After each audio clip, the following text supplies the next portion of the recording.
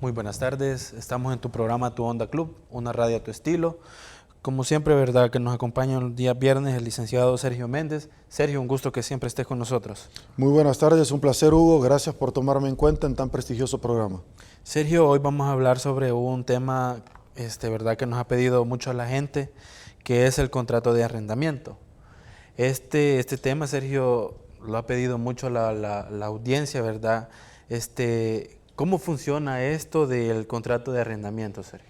Ok, mira qué interesante el tema que has escogido porque es un tema meramente jurídico y que muchas personas deberían de estar, Hugo, empapados y que no necesariamente tenés que buscar a un abogado cuando tenés problemas, sino que antes de llegar a perfeccionar cualquier tipo de negocio jurídico, debes de asesorarte. Cultura que tradicionalmente los salvadoreños no lo tienen.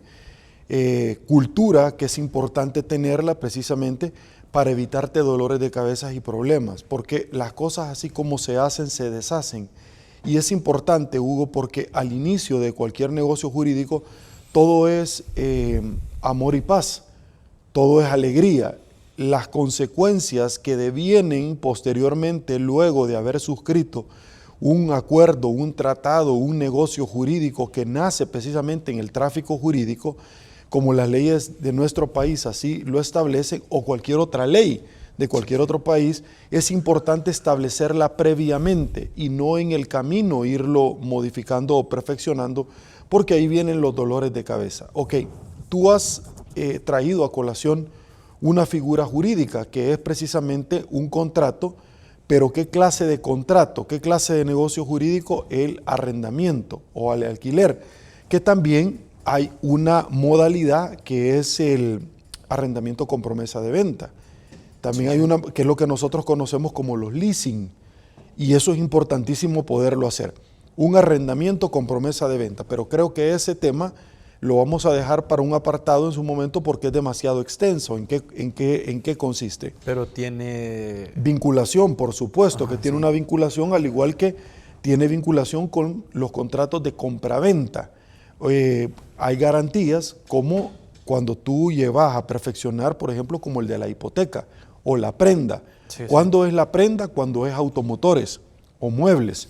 ¿Cuándo es una hipoteca? Cuando es raíces, es decir, propiedades, casas, fundos, locales, etcétera, porque las dejas en garantía. Esa sería la diferencia. Esa sería una diferencia entre esos, ¿verdad? Entre la garantía, pero hay muchas más. El contrato de arrendamiento o de alquiler, el cual nosotros nos vamos a suscribir esta tarde, resulta ser interesante por cuanto estamos hablando que esto nace de una relación contractual bilateral o multilateral. ¿Qué significa? Entre dos o más personas.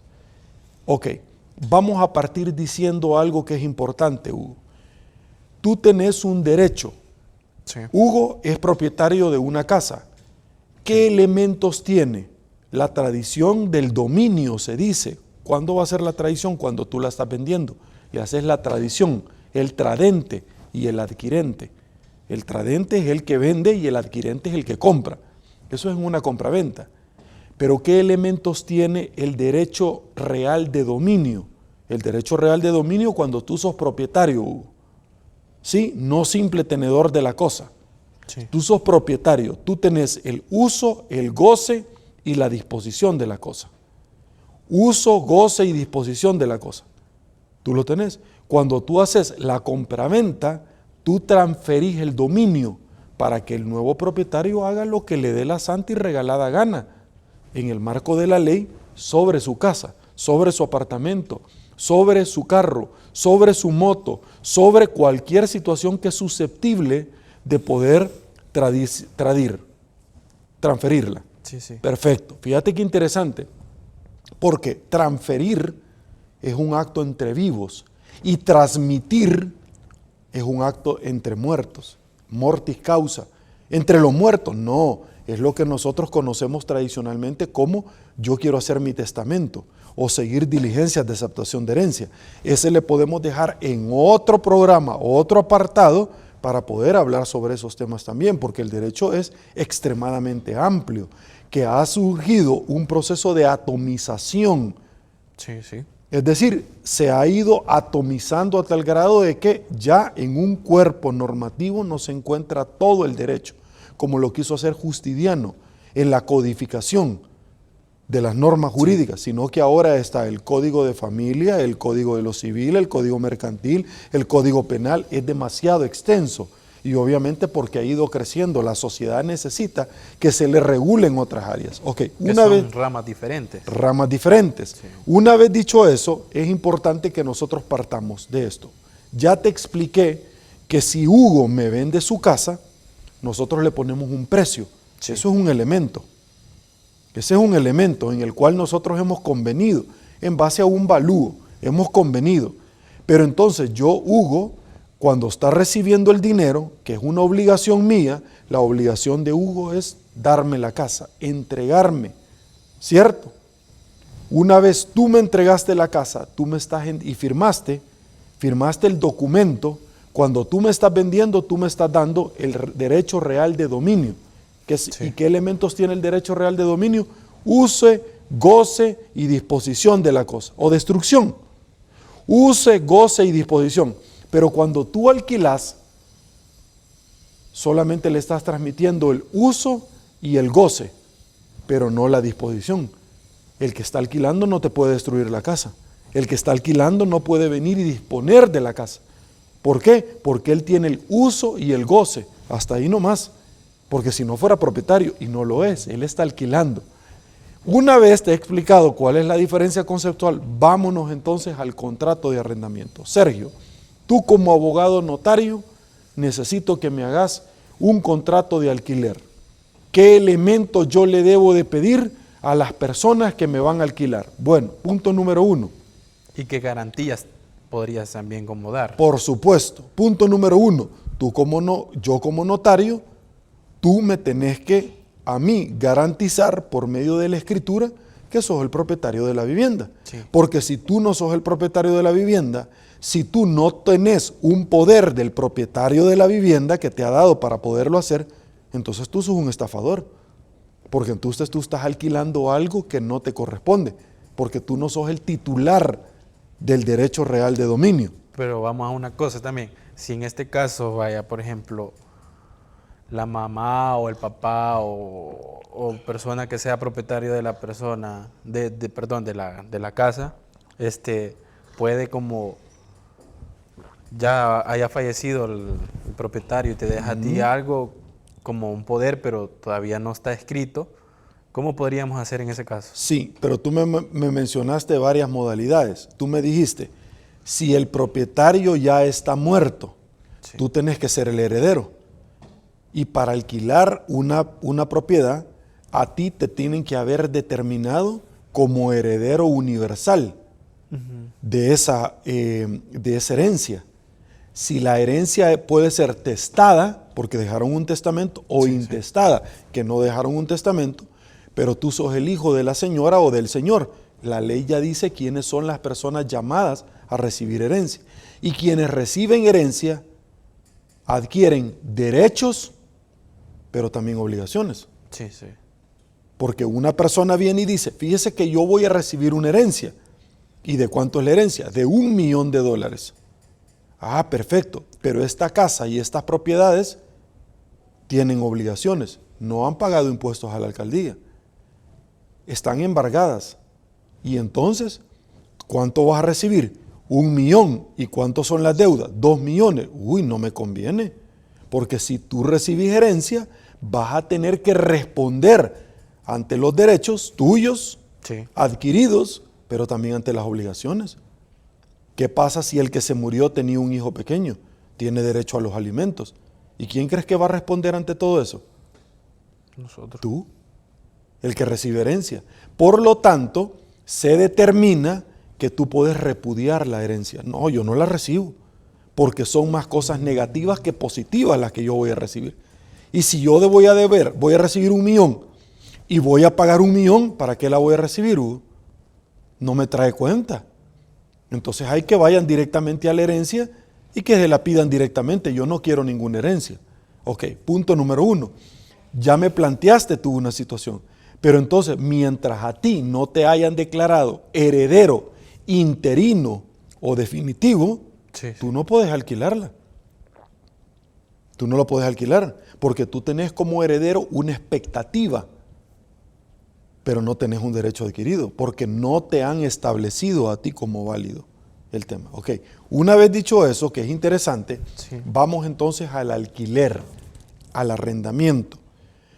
Yo como notario te pido a ti, Hugo le va a alquilar a Baltasar, le va a alquilar la casa. Sí. Entonces yo le pido las escrituras a Hugo para determinar que en efecto él es. ¿Por qué? Porque si tú no sos el verdadero propietario, va a venir un día a decirle a Baltasar que se salga de su casa. Si tú no sos, le va a llegar a decir a Baltasar que le pague a él el canon de arrendamiento y no a ti. Segundo, que qué está haciendo en la casa y hasta lo puede ir a demandar por el delito penal de allanamiento de morada, que es lo que tradicionalmente sucede con los estafadores. Alquilan la casa y la terminan subalquilando a otra persona o vendiendo y le enseñan las escrituras de la casa, que cualquiera puede ir al Centro Nacional de Registro a pedirla. Sí. Entonces, eso es una estafa. Para evitar esa situación, el notario tiene que cerciorarse previamente que tú sos el titular del derecho real de dominio. Y si tú me enseñas documentos falsos el día de mañana, a quien van a procesar es a Hugo, por estafa y por falsedad material, falsedad ideológica, uso y tenencia de documento falso de identidad, etc. Lo pueden hacer. Entonces, una vez que tú me has cerciorado, que me has determinado que tú sos el propietario, vengo y te digo, ok, Hugo, ¿quién es la persona que te va a alquilar? Esta persona, Hugo, debe tener un poder adquisitivo. Tú debes de saber de dónde va a venir el dinero para pagarte. Hay que establecerlo como válido. Sí, sí. ¿Es una persona que trabaja? Sí, ¿en qué? ¿Se le puede poner un descuento a la empresa? No, porque él es independiente, pero te tiene que demostrar. Él todos los meses declara IVA y pago a cuenta y al final del año declara renta.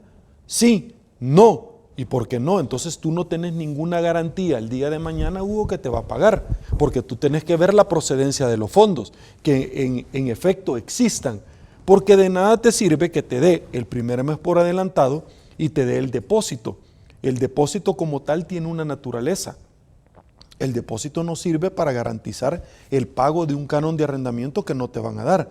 Eso no es la naturaleza del depósito. La naturaleza del depósito es que si el día de mañana esta persona se va y te deja daños en tu casa o no paga los recibos de luz, agua y teléfono, para eso sirve.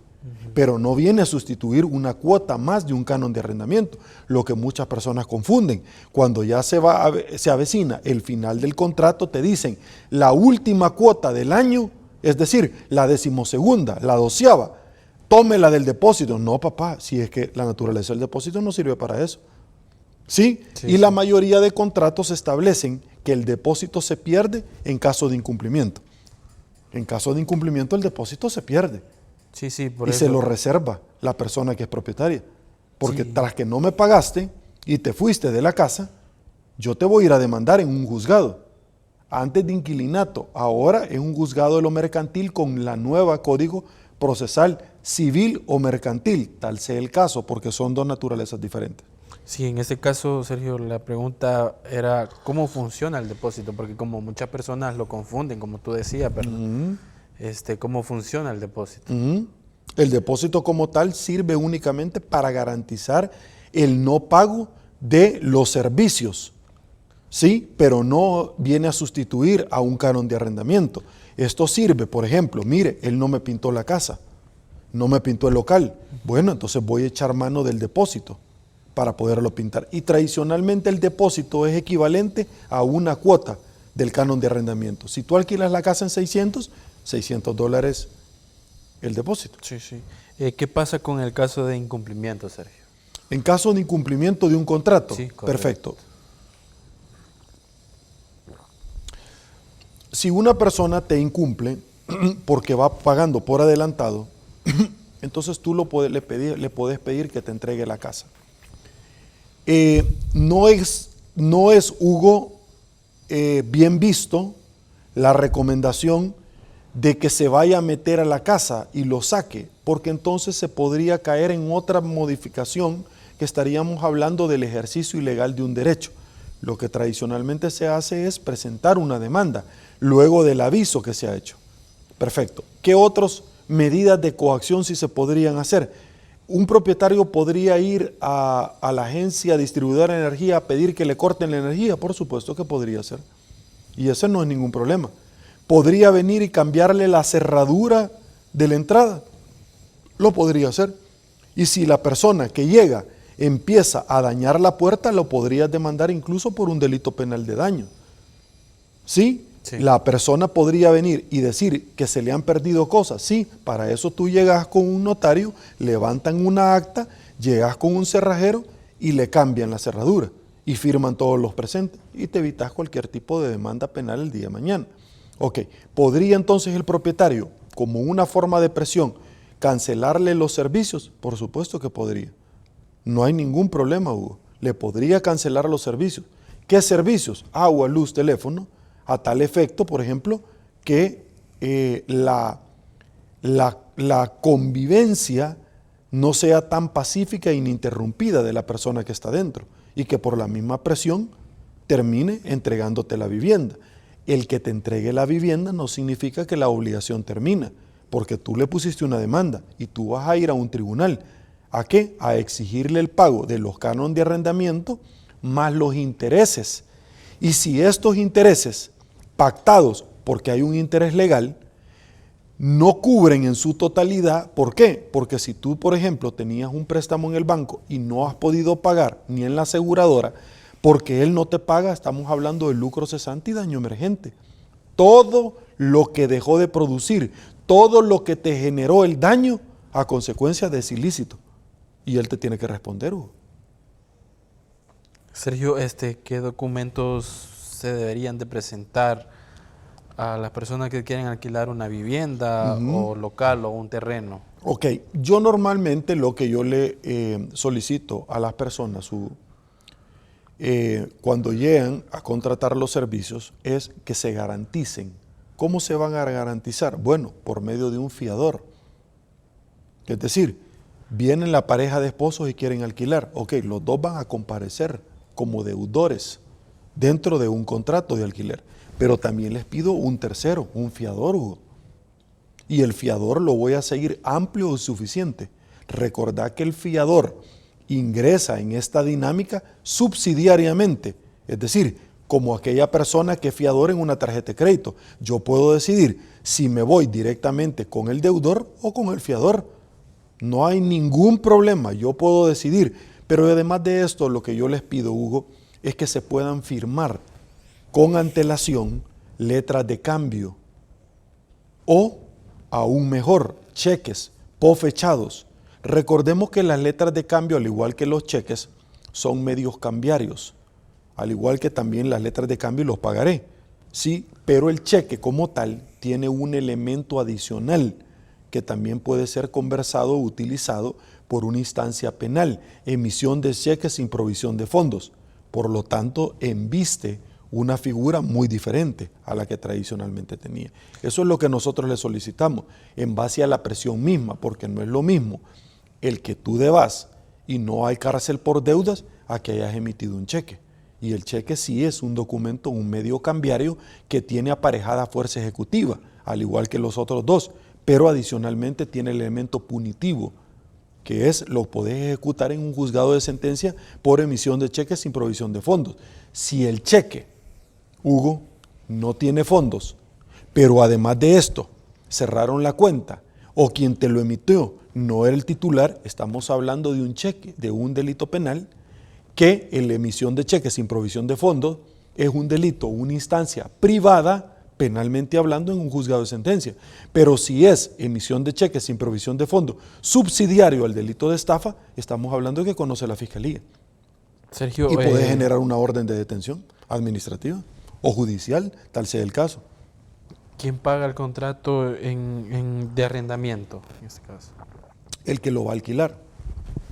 Si Hugo necesita una casa y se lo alquila a Baltasar y Baltasar es el propietario, Hugo paga el contrato. Ok. Otra pregunta, Sergio. No es Baltasar, Hugo. Ok. Cuando están en Estados Unidos los dueños, ¿qué requisitos son para para el caso del arrendamiento? Los requisitos, si las personas, los dueños, debo de entender tu pregunta, literalmente hablando, están en Estados Unidos o estamos hablando que los que están en Estados Unidos son los que van a alquilar en El Salvador. ¿O son las dos? No, los que están en Estados Unidos quieren alquilar lo que... Perfecto. Estos connacionales o extranjeros están en cualquier parte del mundo, incluyendo los Estados Unidos, y quieren venir a El Salvador. Lo que yo le voy a pedir primero es los tax, los impuestos que ellos presentan allá, para ver si ellos tienen el poder adquisitivo. Si ellos me dicen, nosotros somos jubilados, mándeme la información entonces donde ustedes reciben mensualmente tal cantidad. ¿Por qué? Porque es imposible que tú le vas a alquilar una casa a una persona, Hugo, por $600, pero él recibe una pensión de 300.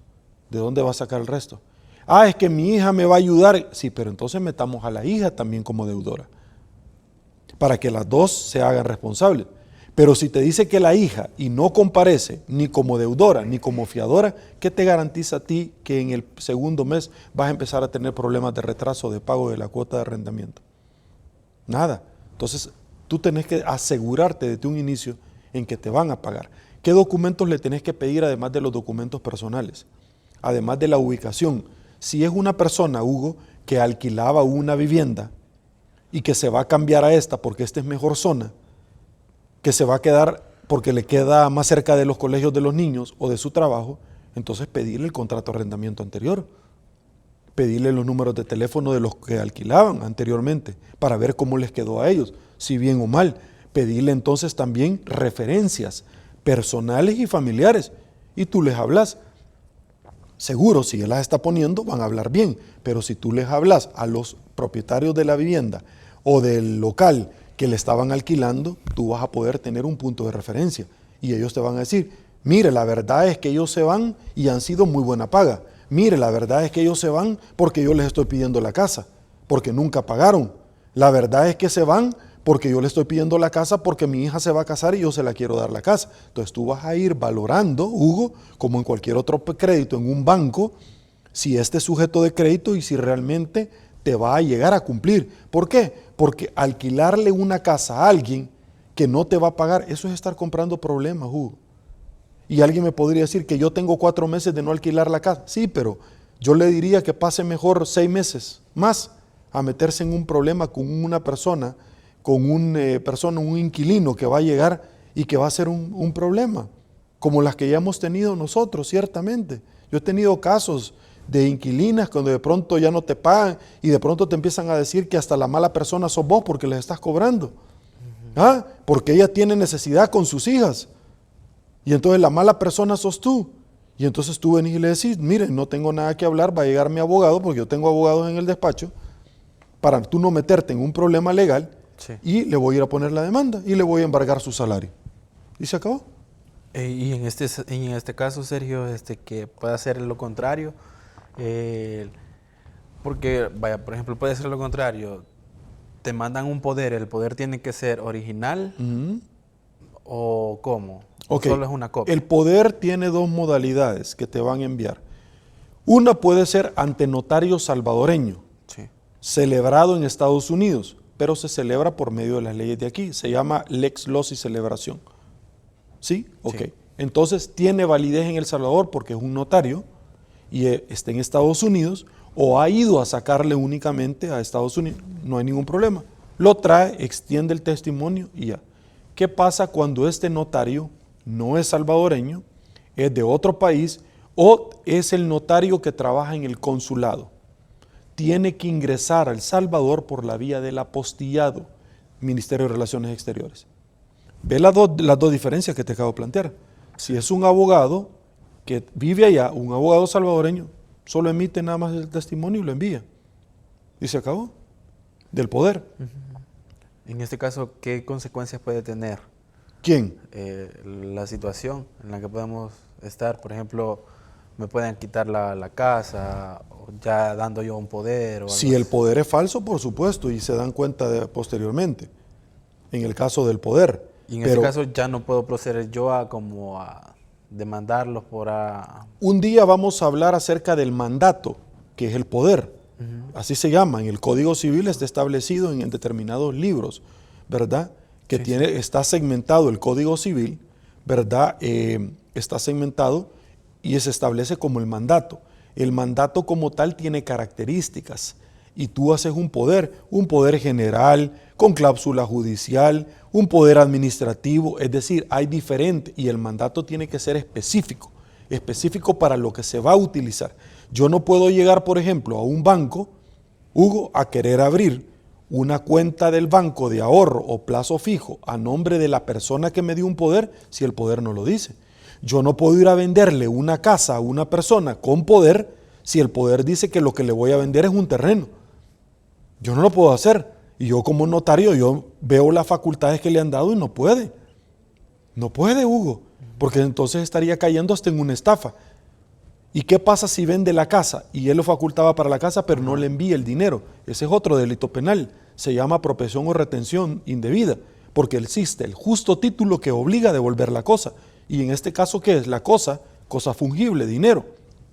Un día vamos a destinar un programa para hablar del mandato y las clases de mandato. El derecho es sumamente excitante, emocionante y tiene diferentes manifestaciones. Un día podemos hablar, Hugo, entre otros temas, para que tú lo tengas en tu agenda, podemos hablar ciertamente del mandato, podemos hablar de la compraventa civil o mercantil, podemos hablar de la compraventa, el alquiler con promesa de venta. ¿Y el alquiler con promesa de venta realmente es legal? O una figura que seguro muchos utilizan pero que no es legal. Te compro el derecho. ¿El derecho a qué? ¿Nunca has visto tú en los postes a veces cuando vas en la carretera, se compra o se vende derecho de casa? ¿Derecho de qué? No lo podés hacer. Si una casa no es tuya propiamente, aunque la estés pagando en el banco, no es tuya, Hugo. ¿De quién es la casa? Del banco. Mientras no la termines de pagar, la casa no es tuya. Está garantizada al banco como pago, luego de haber hecho un mutuo. Sí. Un mutuo, que es el dinero, el que te entregó el banco. Y la hipoteca es la casa. Pero la casa como tal, es más, tú celebras contratos, ¿sí? Cuando sacas un préstamo para comprar tu casa y te dice el banco que si tú la vas a alquilar, debes de informar al banco. Fíjate bien, la vas a alquilar, debes de informar al banco. ¿Por qué, Hugo? Porque la casa representa la garantía del banco y el banco también necesita saber a quién se la van a alquilar, porque si el día de mañana se deteriora, ¿quién pierde? El banco. El banco, Hugo.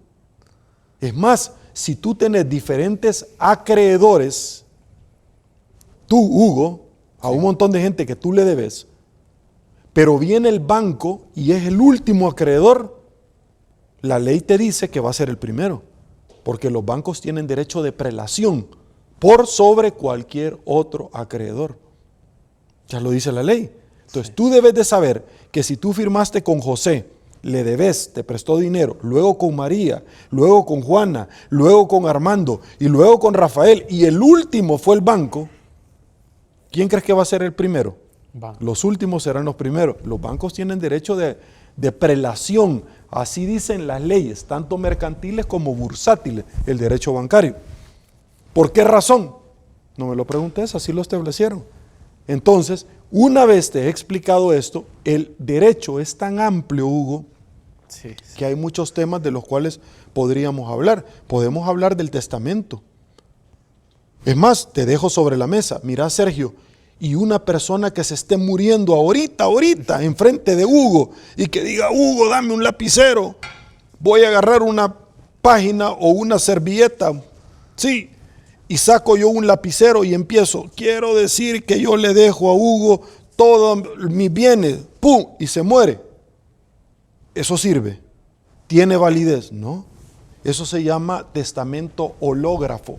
En nuestra legislación, ¿ese tiene validez? No, no tiene validez. Y te voy a poner de dónde viene nuestro derecho. Nuestro derecho viene de Roma.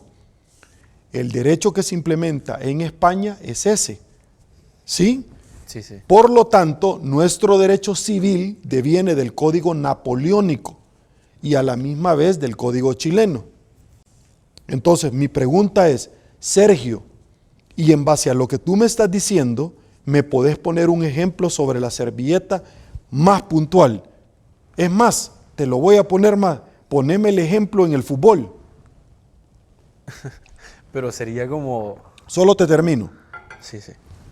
Fíjate que cuando un niño argentino llegó a probarse muy chiquito al Barcelona de España, lo llevó la abuela, porque veía que en Rosario, provincia de Argentina, había un niño que era muy afamado y que tenía características supremas. Y entonces lo llevaron a Newell's y no se quiso hacer cargo del tratamiento físico por falta de crecimiento. ¿Ok? Sí. ¿Y qué más? Entonces lo llevaron a Barcelona.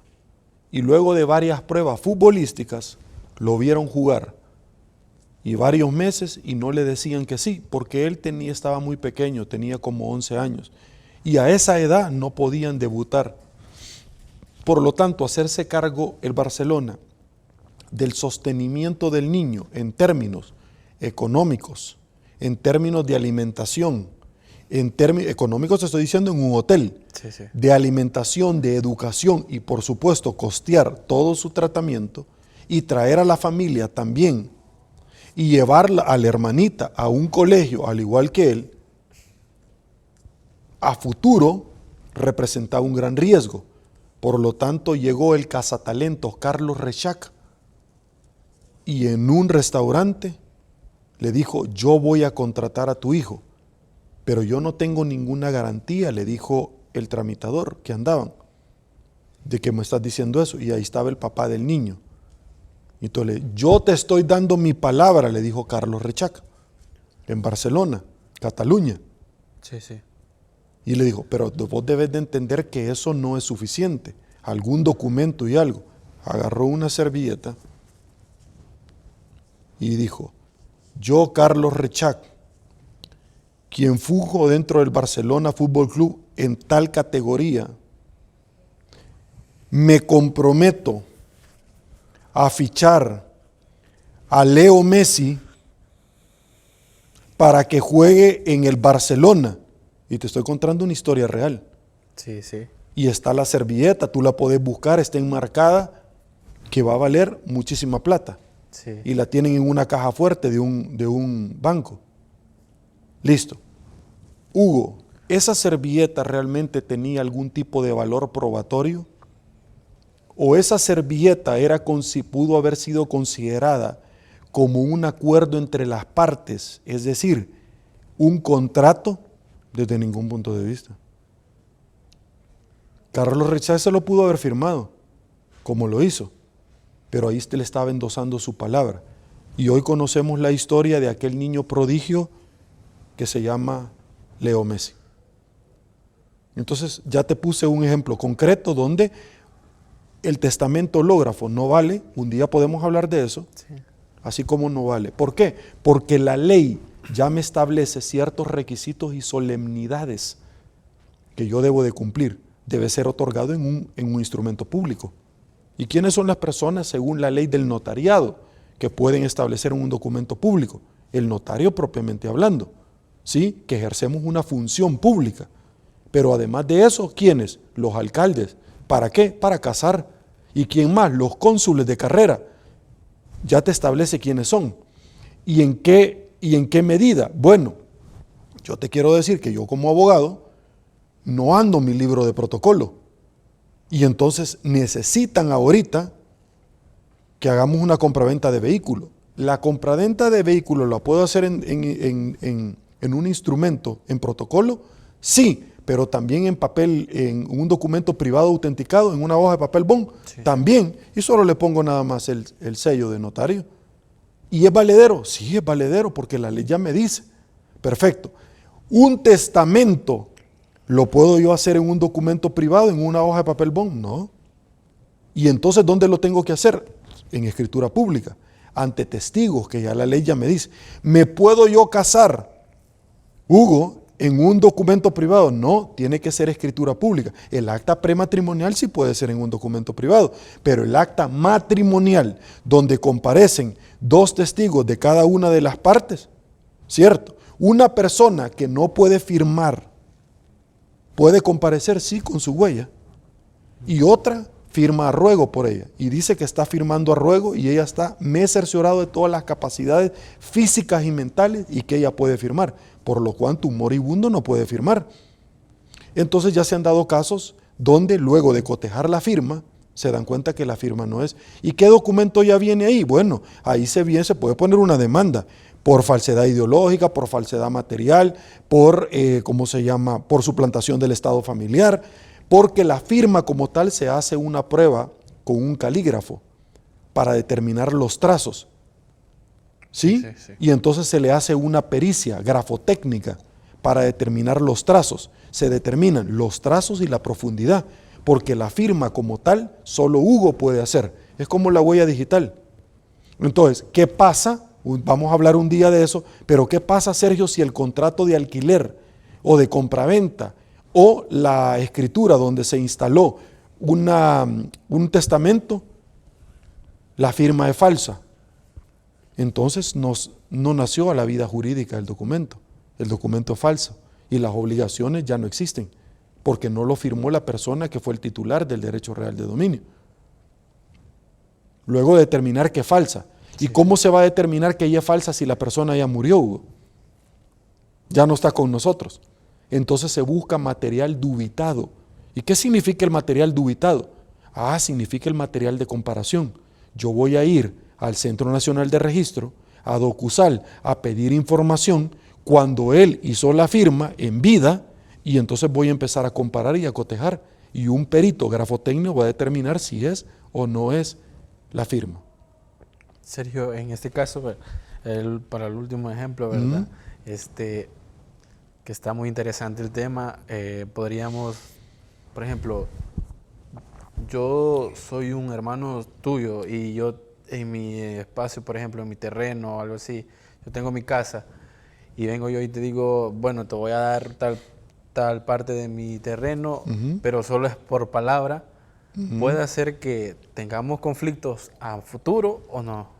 O pueda que tú me pagues algo de arrendamiento, podríamos decirlo así también, o no. Ok.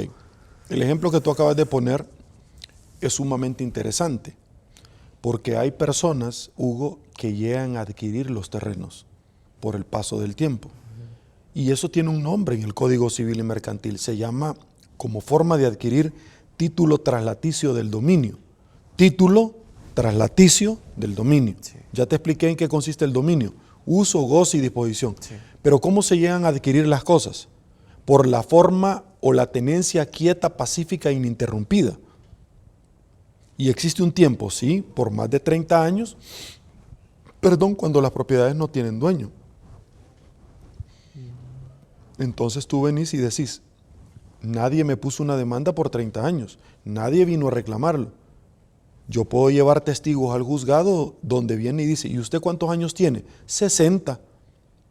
¿Y usted cuántos años tiene? 35. Entonces son testigos, porque ya idóneos, ya pasó 30 años. Pero si alguien viene y dice, yo vengo a dar fe de que él ha vivido ahí 30 años, ¿y usted cuántos años tiene? 14. ¿Tú crees que puede dar fe? Si él tiene 14 años, ¿cómo va a dar fe que ha vivido 30 si él no había nacido? Perfecto, sí. Ok. Son los testigos idóneos, que se pueden redarguir como falsos, las tachas en materia de familia. Sí, sí. Perfecto.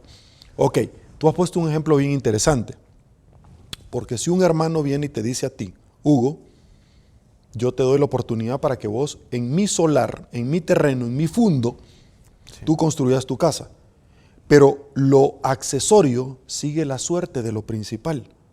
Te voy a poner un ejemplo. ¿Qué es lo accesorio? Las llantas de la moto, las llantas del carro, ¿sí? Sí, sí. Los pedales. Es que le voy a poner racing al carro, le voy a poner una cola de pato, ¿sí? Sí. ¿Quién es el propietario del carro? ¿El que le puso solo los rines y la cola de pato o el propietario del carro?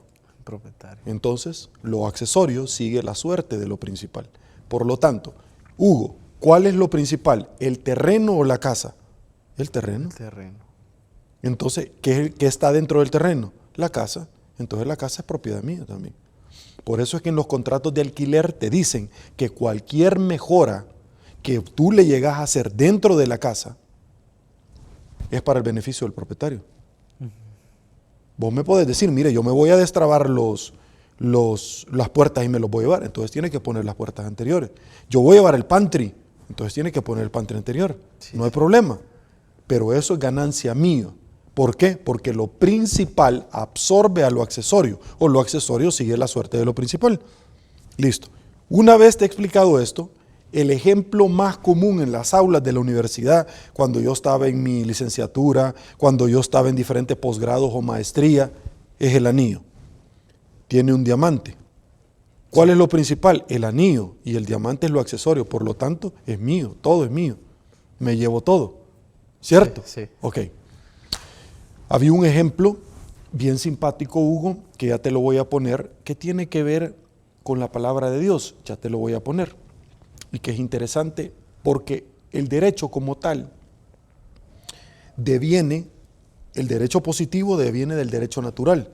El derecho positivo es de lo que estamos hablando y el derecho natural es la Biblia. Ya vamos a hablar de eso. Sí. Entonces quiere decir que Hugo tiene un hermano y el hermano le dijo, Hugo, construí tu casa y todo bien, feliz. ¿Qué pasa cuando tu hermano se muere y la viuda adquiere herencia? Ella te puede invitar a salir porque nunca hicieron una escritura de nada. Y tú me podrías decir, Sergio, pero yo le estaba pagando a usted, a mi hermano. Sí, pero tú tendrías que ir primero a un juzgado a demostrar diligencias de reconocimiento de obligación, si es el caso. ¿Y cómo le estaba pagando? En efectivo. Uy, no era por medio de depósito. No, uy. Y te dio, y firmaron algún documento. No, como era de confianza. Uy. ¿Por qué? Porque la ley ya prevé cuáles son los formalismos y las solemnidades. Y no se hizo como tal. Por lo tanto, si tú no caminaste conforme a la ley, luego no pidas que la ley te tutele los derechos jurídicamente vulnerados. ¿Cierto? Sí. O sea, es como que venga una persona y que te diga, yo quiero demandar a Hugo. ¿Por qué? Porque él me dijo que me iba a sacar la visa en los Estados Unidos. Y él es coyote. No, pero él me dijo que me la iba a sacar. Perdón, la primera pregunta sería, y usted, perdóneme, ¿a dónde cree que se saca el pasaporte? En migración y la visa en los Estados Unidos. Y si usted sabía el debido proceso, ¿por qué estaba buscando un coyote? Usted mismo ha sido parte del delito de violar la ley. Entonces, si usted no buscó la ley y los pasos a seguir por la ley, no pida ahorita que la ley le venga a tutelar algo que usted mismo provocó. Y tiene consecuencias. Y tiene consecuencias, claro. Y tiene consecuencias. Ok, una vez dicho esa situación, y creo que te he explicado que es importantísimo el poder venir y seguir avanzando en este tema, es como aquellas personas que dicen, uy, es que yo no puedo, yo no voy donde un abogado. ¿Por qué? No, es que a mí un abogado fue el que me ganó el juicio. Le voy a explicar una cosa. Esta persona va a odiar a un abogado hasta que el amor de su vida le quiera quitar sus bienes y lleguen a un tribunal. Ahí va a empezar a amar a un abogado. ¿Cierto? Ok. Ahora, Hugo,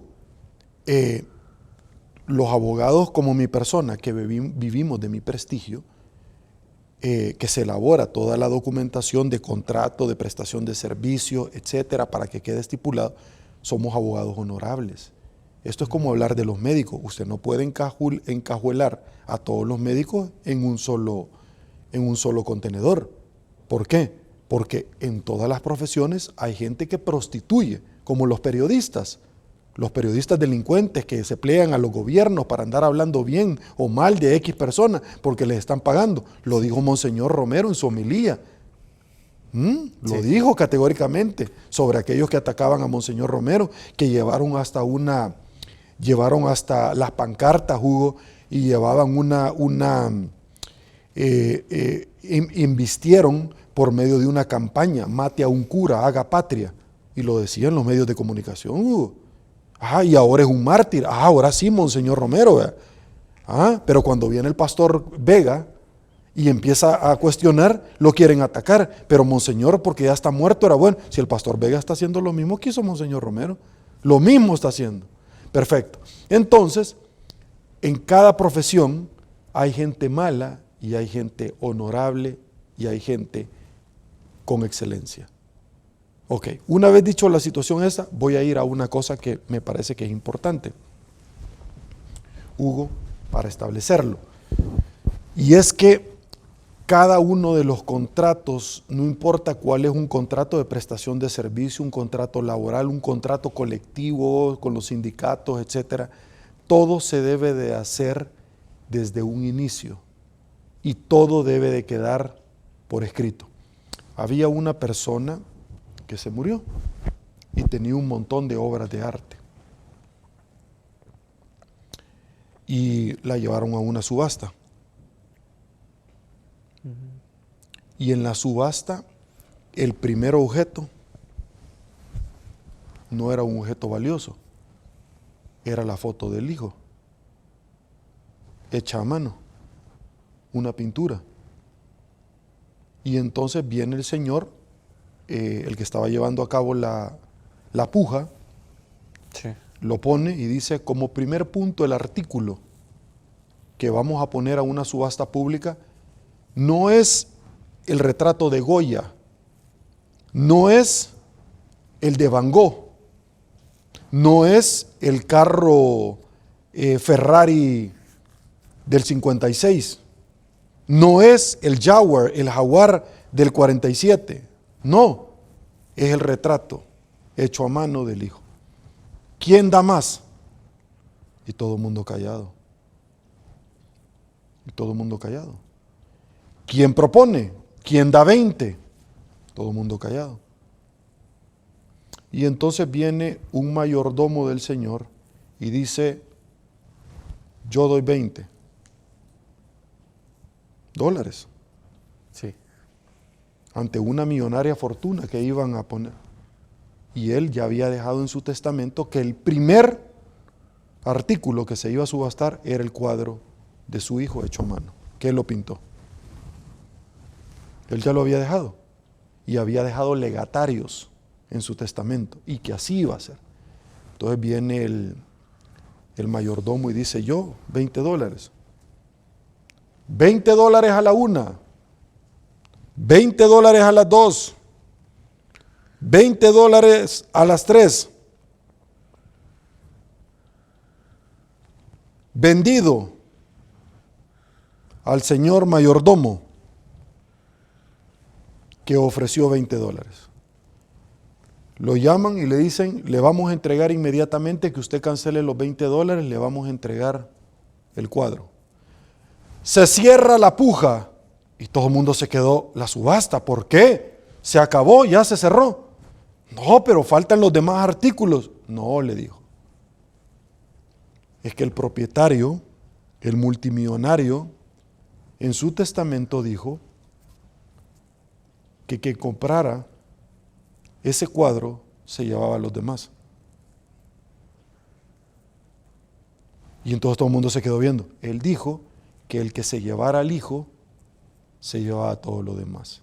La palabra de Dios dice que el que se lleve al hijo se lleva al padre. Sí. La palabra de Dios, Hugo, expresa claramente, el hijo lo dijo, no todo el que me llame Señor va a entrar al reino de los cielos. Porque el que me niegue a mí aquí con sus acciones y su palabra, yo lo voy a negar en frente de mi Padre y voy a decir, no lo conozco. Porque nadie llega al Padre si no es por medio del Hijo. Nadie, Hugo. Sí. No es por ningún apóstol. Nadie, es por el Hijo. No es por ningún santo, es por el Hijo.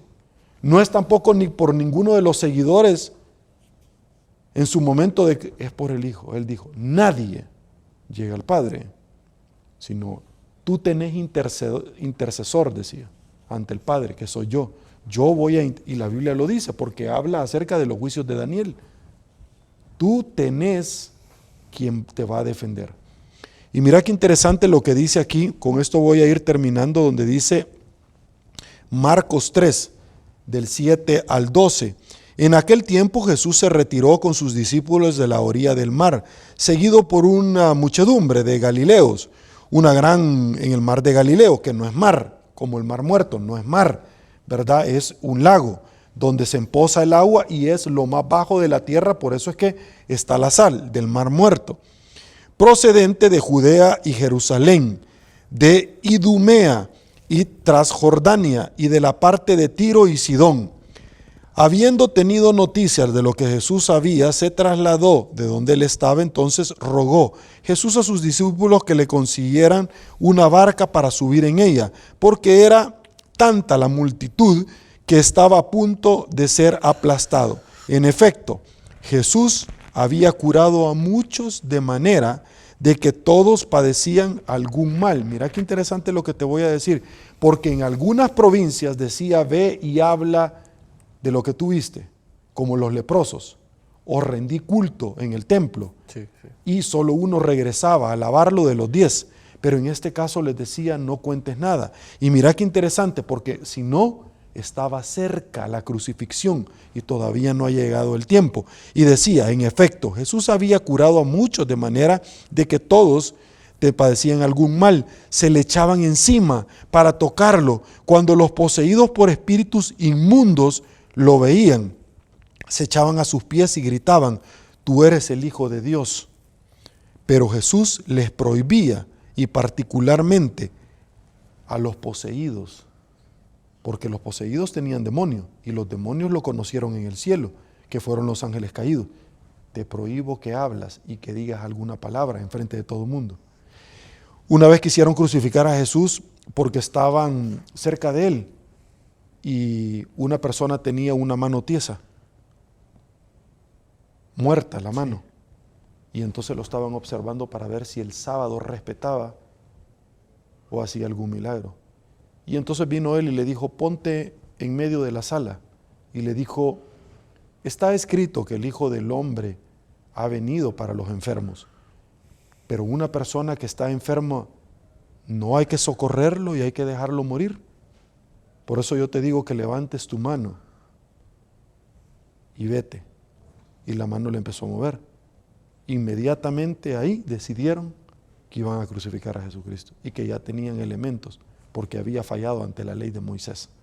Y él dijo, yo no he venido para transgredir ninguna ley, pero ¿cómo me pides que trabaje un día, pero el sábado cuando mis hermanos tienen necesidad? No. Lo que te quiero comentar de todo esto, Hugo, para finalizar, es que el Hijo del Hombre vino únicamente para ser el medio de transporte para llegar al Padre, porque antes no se tenía. Y cuando Él se iba a retirar, le dijo, yo tengo que irme para menguar y les voy a mandar al Espíritu Santo, que es el que está con nosotros.